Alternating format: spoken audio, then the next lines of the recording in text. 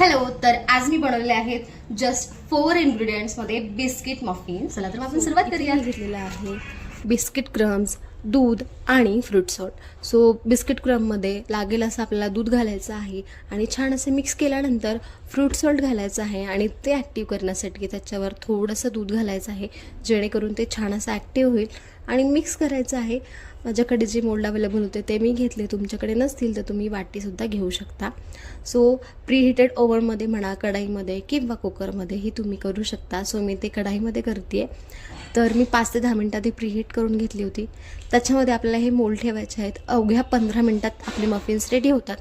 त्याच्यानंतर फोकनी त्याला आपल्याला छिद्र पाडायचे आहेत आणि त्याच्यामध्ये आपला चौथा इन्ग्रेडियंट म्हणजे चॉकलेट गनाश पोअर करायचा आहे. खूप रिचनेस येतो आणि टेस्ट पण ऑसम येते.